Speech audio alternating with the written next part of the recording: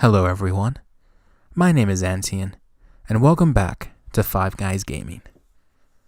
So, Fridays are going to be a little bit different than our regularly scheduled program. Fridays will be a day where I sit down and simply talk with you all about any major news in gaming, or if I just want to talk about something and kind of dig really deep into its heart and dissect thoroughly, or as thoroughly as I can, something that has been on my mind or my chest lately. So yes, this will be me ranting. So I guess today I would like to start off by, first off, welcoming everyone and letting you all know that I really do want this to be kind of a discussion. So yes, you're going to hear me rant for the next, 15 to 20 minutes or however long I need to take. And then I encourage you to please go down to the comments. I'm going to do my absolute best to make sure that I respond to any comments we get in these videos so we can engage in this conversation. Because I think that's the only way that we can, learn from one another and really, really grow and help our gaming communities become something, become actual communities instead of sequestering ourselves in these weird gamer dimensional boxes, like the COD players sit over here while the Skyrim players sit over there, and then you have all the random people who just jump between boxes, like me. Yeah, you can totally tell I'm doing this unscripted, can't you? It's terrible. So today, though, I would actually like to start a conversation off, and that conversation would be dealing with Kingdom Hearts 3, because the game is only about just over a month old, and as a huge fan of the series, I saw a lot of things wrong with the game. I saw a lot of positive things too, but I want to talk about some of those negative aspects of the game. But to understand the Kingdom Hearts series, we really need to kind of do a brief summarization of the history. And so I'm going to try and be as brief as possible so we can get to the nitty-gritty, and we'll go from there. So we'll start off with where it all began, back in 2002. That's when the first Kingdom Hearts game was released. And it told the story of Sora, a young boy whose world was taken and destroyed by the darkness. And he started the journey to find his two closest friends who went missing around the same time, Riku and Kairi. As he started his journey, he was chosen by this weapon called the Keyblade, to be the defender of the world order, like something vague like that. And he ran into some awesome Final Fantasy characters, Squall, Leonhardt, Yuffie from Final Fantasy VII, Aerith from Final Fantasy VII as well. And of course, because this is a Disney crossover game, Donald Duck and Goofy. And yeah, basically that's the first game. You take Donald and Goofy and travel to various worlds, like Tarzan's Jungle, Alice in Wonderland, all Disney versions. And you fight these creatures of the darkness called Heartless, and you basically try to find your friends and beat the main bad guy who's controlling the Heartless, and it's complicated. In fact, overall, the series itself is a complicated and messy storyline that I could literally spend years trying to explain to you all what that's like, but I won't because I don't want to stress your minds out. So Kingdom Hearts was a huge success. In fact, when it was released, it was one of the top 3 highest selling games of 2002, especially during the holiday season. When April 2003 came along, at the time, Squaresoft said that the game had sold its millionth copy in the US. So by 2006, the game had sold over 6 million copies on PlayStation 2. So it was kind of obvious that, Square and Disney would release a sequel, and they did in 2005. Kingdom Hearts 2 kind of picks up roughly where Kingdom Hearts left off, kind of. There's a ton of spin-off games in the series too that if you don't play, you're going to be a little lost, but it's no big deal if you don't. They typically do story recaps, so it's okay. So you once again taking control of Sora, join Donald and Goofy as you go throughout the worlds. You fight Heartless and a new enemy called Nobodies, and their leaders, the organization. And you go to a ton of the different Disney worlds again. You go to the Beasts and Beast and Belle's world. You go to Mulan, Little Mermaid, and all these places. Again, trying to find your friends, I guess, because Sora can't keep track of his friends, And I sympathize with that. I can never keep track of my friends either. So Kingdom Hearts 2 was another huge success. Square Enix shipped 1 million copies out before its official release, and in Japan, in the first week, it sold 730,000 of those 1 million copies. In North America, it did just as well, selling 614,000 of its copies. 614,000 of its initial release copies. By March 2007, 4 million units have been sold worldwide. So Kingdom Hearts was and honestly still is a literal goldmine for Disney and Square Enix. And so it kind of became inevitable that at some point a sequel would come out. Sadly, Nomura, he's on record saying that in 2005, he knew that people would want a sequel and he would try his best to release it as soon as possible. Well, sadly, Nomura got put onto developing Final Fantasy Versus 13, which became Final Fantasy 15, and that's a whole other mess for a whole other time. So don't worry about that. I promise I will probably get to that at some point. And so we didn't hear anything about Kingdom Hearts 3 until 2013. So there's a good, from 2005 to 2013, there's about an 8-year difference there before we hear anything about a numbered sequel, not a spin-off. And so that was at E3 when Sony released a trailer. However, Nomura stated that because of where the game was in its development, it wasn't ready yet. They had announced the game way too soon. And so they just wanted to calm fans down, like, we haven't forgotten about it yet, but just hold off. I got to work on Final Fantasy 15. And that's what he did until about 2014 when Square kicked him off Final Fantasy 15, and he started working basically exclusively on Kingdom Hearts 3. And in 2015 we got some more news. By December, at D23 Expo, they had released another trailer, including the reveal of a world based upon the Big Hero 6 film. But then again, we didn't really get anything until about 2017, where they released another trailer during the Kingdom Hearts Celebration concert. And then again, it was really quiet for the rest of the year. Now, in 2018, they hit the marketing hard. Like, I remember this pretty specifically. They were releasing gameplay trailers, they were releasing demos and everything else. They were making it into a big deal. Unfortunately, though, they did run into some problems when fans and game reviewers played the demos.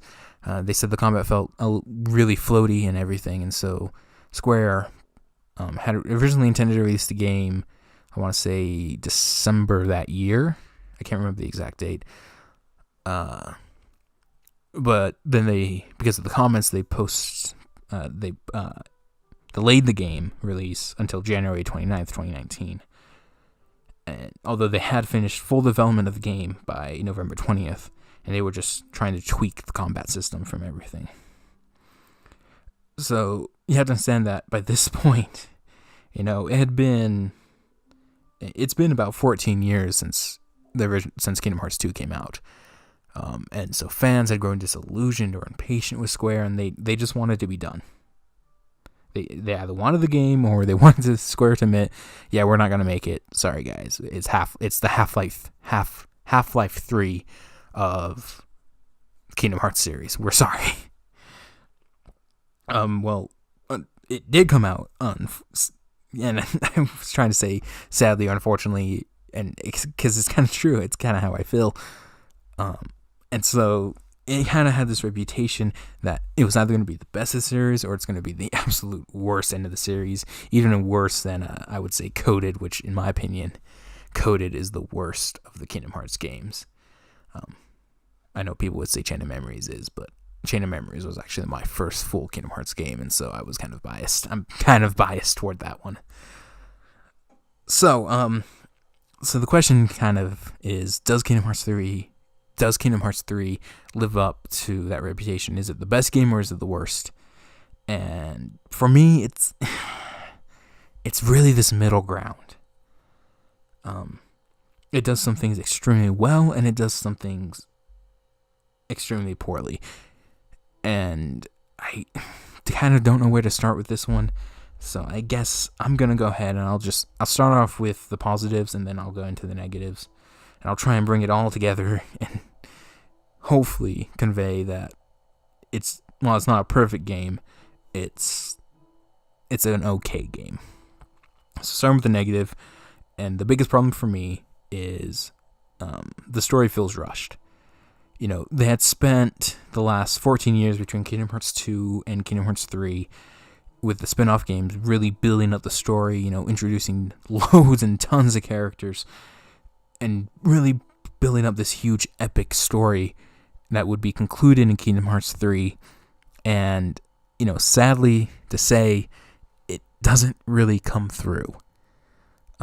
It's almost like, especially with Dream Drop Distance and 2.8, which tie heavily into the game. In fact, they feel like they should actually be part of Kingdom Hearts 3.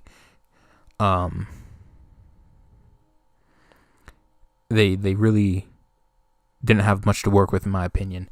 The story almost forces you to jump from point A to point B, and from there, you figure out the rest of the story. Basically, it's a really simple story, and that's really sad to me because I expected more from Kingdom Hearts. I'll use Kingdom Hearts 2 as a comparison because it's kind of the most recent, numbered game. Kingdom Hearts 2, you'd go through the Disney Worlds once, and then you hit like this intermission point, and then all of a sudden you could go back to the Disney Worlds and continue and pick up another story. And it was amazing. It helped flesh out the game, helped develop the characters so much more. And you don't get that in Kingdom Hearts 3. You go to the world, you complete the story, you move on to the next. And that's all you do. There's really no point in going back to your world or staying on there after you've beaten it, except to get that 100% completion if you're into that. I'm not. I like to enjoy my story games, the game of my story. So yeah, there's that. Another point where I feel Kingdom Hearts 3 really let me down personally, and was in character development. Like I said, in the spin-off games, the Kingdom Hearts team had introduced loads of characters, and some of these characters I really got invested in, from introduction. They looked cool, they were cool, and I wanted to see them, succeed and change and grow. And, I got that in some of the other spin-off games they were shown in. I know a lot of people would say, Axel's the best example, but for me, I think, we talk about how much Riku and Axel have changed from when they were introduced, and that's very true. But for me, I think the two biggest offenders of why, Kingdom Hearts 3 needs more character development were Kairi and Aqua. Kairi, she's always been the damsel in distress of the game series. She's always needed Sora or Riku to save her from the big bad guys. And yet they built up in, Dream Drop Distance and 2.8's hidden ending that she was going to learn to fight. She was going to become a Keyblade wielder, and she was going to be the trump card in the good guys' plan that was going to throw the bad guys, their plan, out the water. And yet in Kingdom Hearts 3, she has one scene where she swings her Keyblade, I think, one time, and then she's captured again. And it's just ridiculous. It's just so funny to me. And she goes back to being the damsel in distress, just for Sora to save. And it's just, come on, guys, come on. You needed to deliver better on that one. I would also then say as well, Aqua, like I said, Aqua is this really, really sad example. So, Aqua's entire story arc from Birth by Sleep to, 2.8 was basically learning that she didn't have to do everything on her own, that she could learn to trust and rely upon the people she considered friends and allies. And yet, when the time comes for her to, show that she's learned to trust others and accept people's help, what does she do? She tries and fights one of the villains on her own, and it kind of backfires on her. And it's so funny. It is so funny. And she ends up almost becoming this really pathetic character compared to how she was previously as this strong character who, yes, well, she was being beaten down, she still was strong and was holding on to hope. And yet she's one of the first ones to give up when things turn bad. And Nomura, what did you do?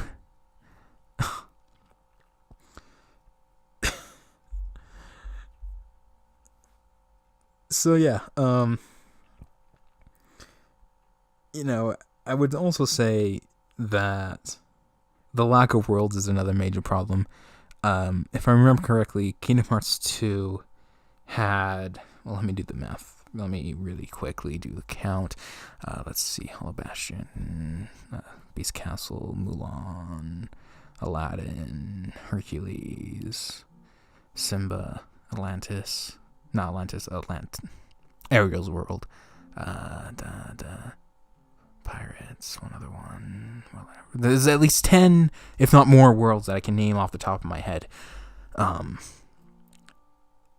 And they don't use them. There's let's see, Toy Story. I would want to say there's about 7 or 8 worlds instead. So not too many, but the stories are just so short. And there's, like I said, there's no point in doing anything after you've beaten the main story. Oh, man, it's bad. Look at this. I've already gone over 15 minutes. I gotta start wrapping this up. So I guess now let's move on to the more positive aspects of the game. And I'll be honest, when I was thinking of this and I was typing up my notes to use here, oh man, it was tough. I had a tough time trying to think of positive things to say about the game. I mean, there was one I knew I was going to talk about, and that really is the combat. Yes, at times it still feels floaty, but overall the combat is delicious. It is still Kingdom Hearts combat. It is still amazing.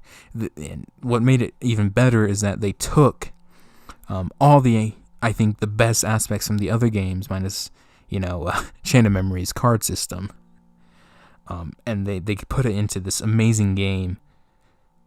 So you can do basically anything from the other games, and it feels like it's a Kingdom Hearts game with the combat alone. In light of that as well, I gotta go back. I know I ragged on the story, but I do want to say that there are moments within the game, with its story, that really hit me where I live, with these characters that I've invested 17 years of my life in. Holy cow, it's been... I feel old, guys. It's been 17 years. Maybe I should start talking like this in my videos. I'm just kidding. I'm not that old yet. But with these characters I've invested a good 17 years of my life with, there were moments where I was genuinely touched, and I feel that the developers really understood that these storylines needed to be wrapped up in a way that really tugged at the player's heartstrings, and I really think they accomplished that. But those moments are few and far between, and I still feel rushed. But anyways, and I will say as well, the mini games, like Kingdom Adventures, I want to say it is, and the Bistro. Oh man, Remy's Bistro. Those are fun. I thoroughly enjoyed those, especially because they helped me to prolong my experience with the game. As soon as I realized, I was almost done with it, I needed to find a way to extend my playing time, and I did through those Kingdom Adventures and the Bistro mini games. And so, in conclusion, is Kingdom Hearts 3 the best or the worst? I would say it's not the best, but it's definitely not the worst. I think there have been worse Kingdom Hearts games for sure. But I don't think it's up to Kingdom Hearts 2. Because I don't know. I'm torn between Kingdom Hearts 2 and Birth by Sleep as the best of the game series. And I'm going to say Kingdom Hearts 2 just in general because I think it's overall the best. And so on a scale of Kingdom Hearts 2 as a 10 out of 10, I'd give Kingdom Hearts 3 a 5 out of 10, a 6 out of 10 at the highest. And wow, I just rated a game. Wow, that's weird. That's weird to think about. Anyways, everyone, thank you so much for stopping by Five Guys Gaming. I'm gonna, as I wrap this up, please, if you like what we're doing here and you like the content we've put out so far, I know we're just beginning, but please like, comment, subscribe. All that stuff helps us. It really, really will help us make this channel into something big in the future, which I think is something that all of us involved want. As well, stay tuned for future content. I'll go ahead and drop this now. My next video, I'm going to talk about development hell and why games that get stuck in there when they are finally released, if they're ever released, tend to fail pretty epically. So, yeah. Thank you guys again for coming by. My name is Antian, and I'm going to go ahead and leave you with this message from an old master. May your heart be your guiding key.